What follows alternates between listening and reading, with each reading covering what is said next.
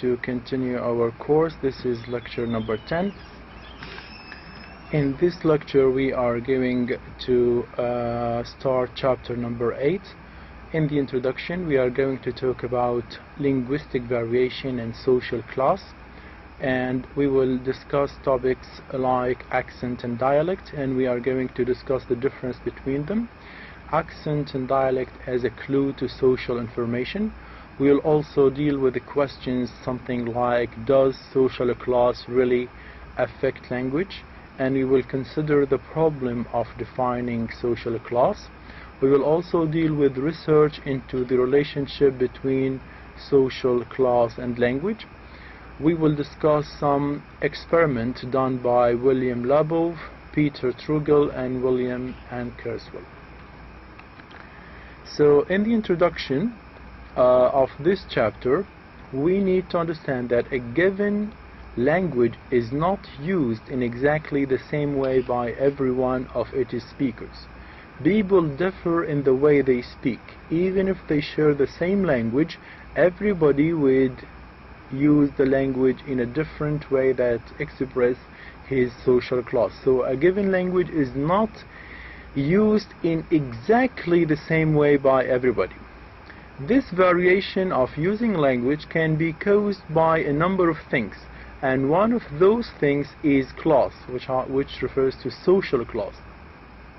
There is a connection between a person's social class and the linguistic variety that they use. So the language that you speak is related to the social class to which you belong, and both of them affect one another. So we can decide your social class by considering the language variety that you use. Linguistic variation and social class. A discussion is related to the difference between accent and dialect. We always hear those two terms, but we need to understand the difference between them. The term accent refers to the features of a speaker's pronunciation. So we can realize that the pronunciation of this speaker has a different accent, has a specific accent that can signal their regional or social background. Sometimes we can know that this person has come from this city or that city because he speaks this accent, because his language shows a specific accent related to a certain geographical area. The pronunciation of words is associated with a certain geographical area. So the term accent has to do with pronunciation. It has nothing to do with the grammar, it has nothing to do with structure, it has nothing to do with vocabulary, but it has to do with the way we pronounce the word. Sometimes, as we said, we can know that this person has come from Riyadh, this person has come from Mecca, because he uses the accent of Mecca, the accent that distinguishes this geographical area, distinguishes the people who are living in this geographical area. For example, in English, the word water is pronounced as wa'a in Cockney accent, but it is pronounced normally as water in London. So if somebody says, I want a cup of water, give me a glass of water, but not water, so we can realize that this person has come from the city called Cockney in the UK. What about dialects? How dialect is different from accent? The term dialect refers to a variety of language that can signal the speaker's regional or social background, and the main point is that unlike accent, which differ only in pronunciation, dialects differ in their grammatical structure. So to distinguish the dialect of a person, you will find that his dialect or his variety of language has certain grammatical structures that are different from another. It has nothing to do with the pronunciation. We said pronunciation has to do with accent, but grammar has to do with dialect. So my dialect is different from a different person's dialect because I use a different grammatical structure. My accent is different from another person's accent because my pronunciation is different. So accent has to do with the pronunciation, and dialect has to do with the grammar or grammatical structure. Let's have an example. In the United States, they use the question, do you have, but in the UK they say, have you got, for example, do you have a house? This is a typical question in the United States. But in English or in the United Kingdom, they use a different grammatical structure saying, have you got a house?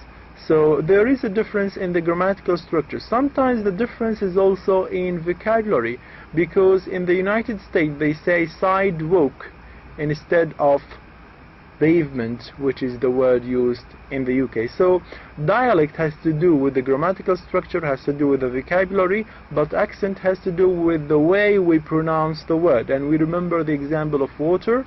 People in London, for example, say water, but in Cockney they say water, water. Accent and dialect, a clue to social information. As we said, we can know the social class of some people depending on the accent or dialect they say. We have an example taken from the literature. In Hamlet, a Shakespearean play, Shakespeare makes some clear linguistic distinction between the lowly grave diggers and Prince Hamlet through their use of language. So when somebody speaks, we can know that whether he is a poor person, whether he has come from a high class or a middle class, or we can know whether he is an educated person, is he a highly educated person, depending on the language that he used, depending on the variety of the language that he used. So Shakespeare wants us to realize that the variety of language used by gravedigger is very much different from the variety of language used by a prince, a highly educated person, which is the main character of the play, Hamlet. So he says the gravediggers, members of the lower social class, speak in prose. They do not speak in poetry. They do not say words with rhythm. They do not use poetic language. They use prose, normal language, that is ordinary speech, speech that everybody speaks. They do not speak verse, which is spoken by the character of the high social class or the higher social standing class. While if we consider the language used by Hamlet's speech is much more poetic than the language or than the variety of language that's used by gravediggers. Such poetic language suggests that a character like Hamlet is a highly educated character. It has come from a highly educated background, and it is superior, socially superior in position. So we can realize the social class of the person from the language he used. And the example that Shakespeare gave us is when he compares the language of Hamlet with the language of gravedigger. And we said gravediggers do not use poetry when they speak. They use normal language, they use normal speech, while Hamlet, a highly educated person, would use poetry in his language, which suggests that he is a highly educated person. He does not use street language. He would use a language which has poetic influence, which has some poetic reference, which has some rhythm. It is not an everyday speech. It is not street language. It is language of educated people. Then we move to the question of, does social class really affect our language? Is our language affected whether we are coming from a poor class, from a working class, or from a high class? Well, the answer to this question, according to the author of our book, is yes. Social class affects language. How this is affected? Now, the higher a person is on the social class, if you are very rich, if you have come from a highly prestigious social class, this means the more the speech will reflect prestigious norm. The more we will notice that your language, the variety of language that you use, will reflect that you have come from a higher social class. So according to this author, The higher a person is on the social scale, the more their speech will reflect prestige norms. And we said prestige norms refer to the language, the standard language, the language used by people who have come from a high social class. Secondly, speakers at the top of the social scale, those who come from a high social class, speak standard English. They do not use everyday English, they do not use street English, they use standard English with very little regional variation. When you listen to them, you cannot say that this person has come from London, you cannot say that this person has come from Cockney, you cannot say that he has come from the south of UK or north of UK. You cannot realize the city that he has come from through his language. While some people, their language is affected by the accent of their regional area, the geographical area they live in. Let us consider the following example where we can distinguish whether this sentence is reflecting some social class or not. A sentence like, he's a man who likes his wife, or he's a man that likes his wife. Now both sentences are considered standard English sentences. Now if you consider another variation of those two sentences, you will notice that the people who speak those sentences has come from a different social class. They have a social class which is not the highest on the scale of social class. So if I consider those examples, he's a man that likes his wife. Well, this is not standard English. He's a man as likes his wife. Well, there are people who say this, but this reflects that they do not really they have not been educated highly, they did not go to universities, they are not really highly educated people. So they say sentences similar to those. He's a man what likes his wife. Again, there are some varieties of English which do not pay attention to the use of relative clauses or connectors or any grammatical aspect of the language that the person speaks. There are people also who says he's a man likes his wife, to mean that he's a man that likes his wife.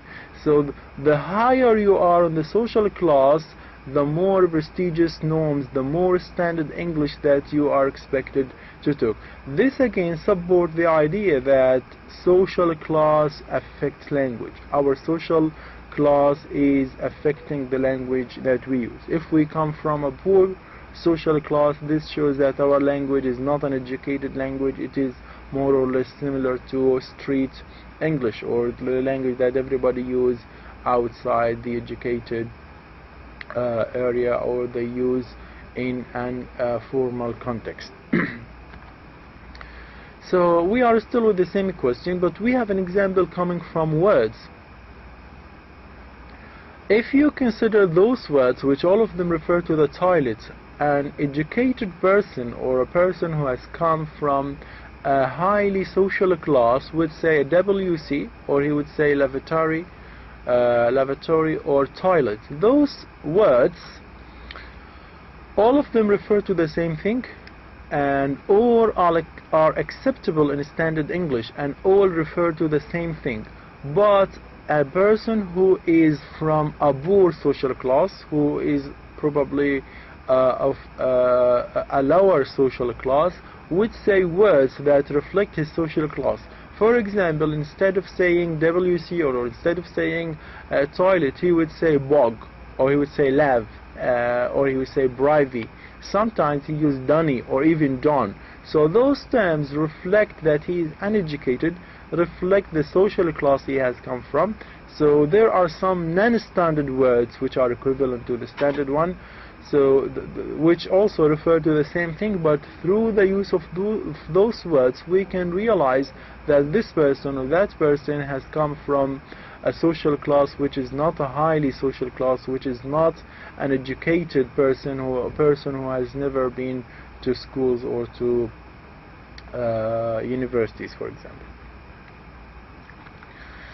The problem of defining social class, well, we do not really have an exact definition of what a social class is, but we can realize social class by studying the structures, the characteristics of social class in general.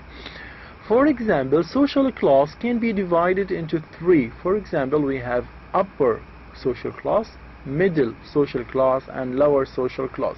We expect that upper social class are highly educated people, people who use standard English, while lower social class are people who use a language which is not the standard. They use a language that can tell us what geographical area they have come from. And middle social class is something in between. They use a language which is neither standard nor non-standard. It is almost in between. Again, one of the characteristics of social class is that it is not easy to differentiate members of one social class from those of another. There are some factors which can sometimes determine the specific class that people belong to. I can know that you belong to high social class or to upper social class depending on education, depending on occupation, and depending on some economic factor. The education that you had, is it a good education? Is it a university level education? And the type of job that your occupation, what job you do, is it a good job? Is it a respected job? Are you a doctor? Are you a plumber? Are you a teacher? Are you a cleaner, for example? Those type of jobs which are associated with lower class people, or people who has come from a lower social class, like cleaners and those jobs like servants and stuff like this. And we can judge this, judge your social class depending on the economic factors, on how much money you, for example, you earn, and whether you have a well-paid job, a job which gives you a good salary. Then we move to the problem of defining social class, because as we said, we do not have an exact definition of social class. We study the characteristics of the social class so that we can understand what social class really means. There are some problems where some people equate social class with money, that if you have a large amount of money, this means that you are of an upper social class. Well, this is not always true, because the main problem with equating social class with money is that it is not always that the middle classes that have the money. Well, some people sometimes they are of a lower class, but they earn a large amount of money depending on the type of job they use or they do. So you cannot say that if you have a good amount of money or a large sum of money, this means that you are of a middle class or that you are of an upper class. This is a problem if we equate money with social class, which is not always true.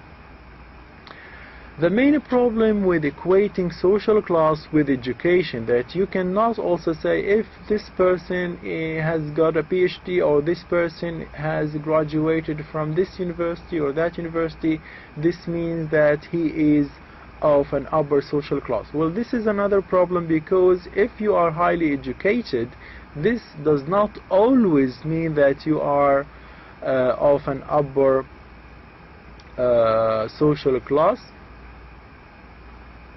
So the main problem with equating social class with education is that it is entirely possible that an individual who is a middle class person might not earn more than an average amount of money, and therefore he will not be able to pay for the university, he will not have the money to pay his tuition fees.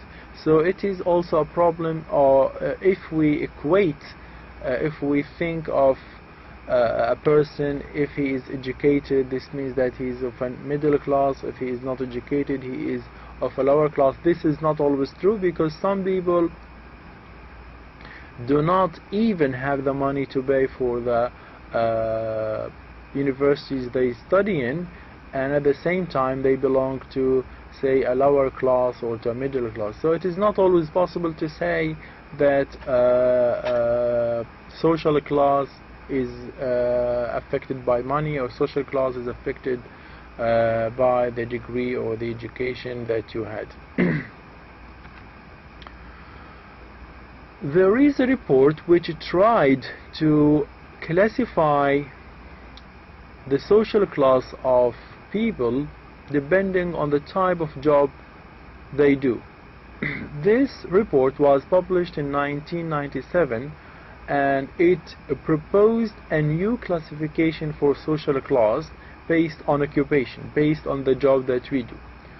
At the top scale, at the top social class, the highest social class, which we call class 1, is professors and senior managers, those who are managers of companies, and doctors, lawyers, and teachers. This is considered that people who hold those positions, people who do those professions, people who work as professionals, people who work as professors and senior managers and doctors, lawyers, and teachers, all of them considered of an upper class people. If we have people who are associate professionals and junior managers, or even nurses and social workers, those are not of a high social class. They are a little bit lower than upper social class. They are not really high class people. They are not of a high class people. If we look at the end of this report, we will find people classed as number 8, which are people who are unemployed. So if you are unemployed, if you do not have any job, this means you are poor, this means you do not have source of money, and it also means that you are of a lower social class, because job will help you build a social class of a certain status, whether middle class or lower class. So again, this report depends on the profession, on the job, on the occupation that a person does. The occupations, the type of jobs like professionals and managers and doctors are of an upper social class. People who work elementary jobs like laborers, waiters, or cleaners, or even those who are unemployed, are people usually have a lower social class. According to this report, the further down the scale you go, the less well paid the job seems to be. So again, if you go down this report to class number 8, you will find that the further down the scale you go, the less well paid. There is no good paid job. Nobody is paying you a lot of money for being a cleaner. You will not earn a large amount of money because you work as a waiter or as a waitress. So the further down you go on the social scale, the less well paid the job seems to be. And quite the opposite, the more money a person earns, the higher up the social scale they are. So if they earn a larger amount of money because they work as managers, because they work as doctors, they work as professionals, so the more money those people earn, the higher up, or the upper class they belong to. So the higher up the social class they are. We again go back to the same problem of why it is difficult to define social class, why we do not have an exact definition of social class. Some of the jobs included in the lower division of this report can actually provide a fairly high income. So such as the plumber, a person who does water tube and taps and works as a plumber. So those people, though their job is considered a low job, a lower class people job, plumbers can have a comparatively high income because they can work a lot and they can earn a large amount of money. So it is very difficult to always define social class, because you cannot always classify people depending on the amount of money they earn, because a low class people excuse me, a low class a person can sometimes earn a comparatively high income. Similarly, some of the occupations listed in this report shows that the higher class division, such as teachers and say doctors, those people, though sometimes classed as high class, but they do not always earn a large amount of money. So such as teaching jobs are not always the most well-paid occupation. So sometimes the society will classify a doctor as a high-class person, or a person who has an upper social class, depending on the money that he earns. But we can find a lot of teachers who does not earn a lot of money. Those teachers or those doctors will not earn a large amount of money. So it is very difficult to say that all doctors have come from an upper social class, because earning money does not always depend on the type or the kind of the occupation or the kind of job that you do. Research into the relationship between language and social class. As we said, we have some experiments by Labov, Trugel and Kurzweil, who has done some research on the relationship between language and social class. We are going to consider their experiment briefly. For example, William Labov studied the social stratification of the R sound in New York City, and this American sociolinguist conducted a study of the relationship between social class and linguistic variation in New York City. He studied the linguistic variation in 3 department stores. One is an upper class store, another is a middle class store, and a third is a lower class department store. Labov wanted to find out whether the presence or absence of a pronounced R in sounds such as mother, herd and sugar was determined by a speaker's social class. First of all, we need to understand that pronouncing the R sound in the United States would reflect a high-class person. So he went to 3 department stores. Each one belonged to a different social class, high, middle and low, and he wanted to know whether the people there, the people who work as cashiers, for example, are they pronouncing the R sound? If yes, this means that this department store is of a high class. If not, it means that it is of a low or a middle class. So according to Labov, he found that the higher the social class of the speaker, the more instances, the more examples of post-vocalic R they would use. Post-vocalic means they really pronounce the sound R at the end of words like mother, father, sugar, etc. This means that there is a relation between social class and language. So what he found, that people pronouncing R really belong to the department store which is in a high class area. The second experiment by Peter Trugel, who studied the social difference of English in Norwich. Trugel's aim was to find out whether social factors played a part in the way that people of Norwich speak. Trugel's research depends on creating situation of varying formality. Then he tests whether his informants will use formal style, less formal style or casual style.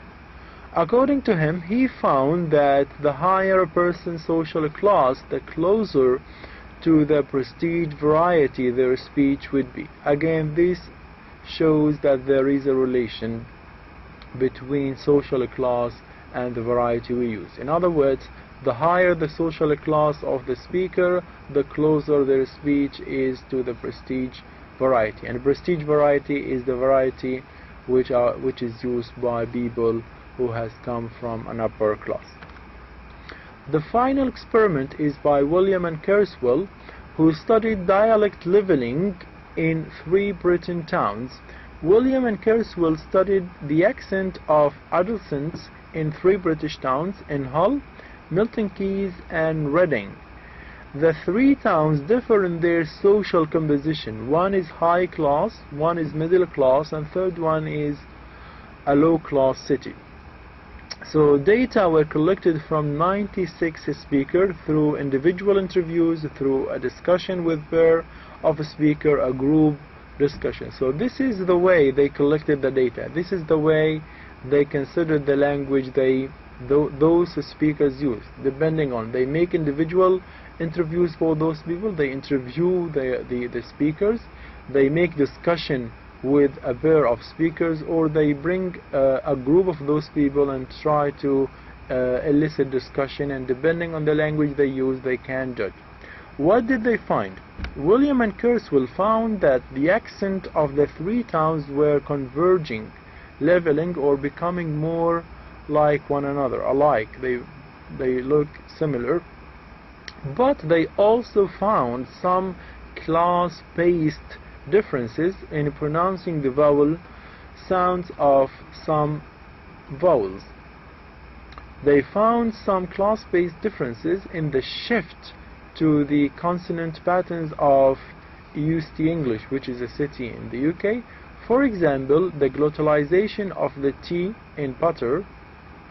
The T sound in butter is pronounced at the glottis, butter, and the replacement of the F sound with F or V. So instead of saying fan, they say van, for example. So again, this reflects the relationship between social class and linguistic variation.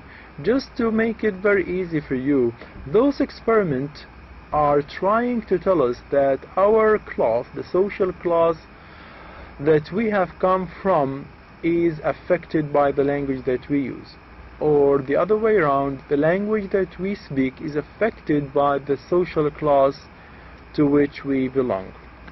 This brings us to the end of this lecture. Thank you very much.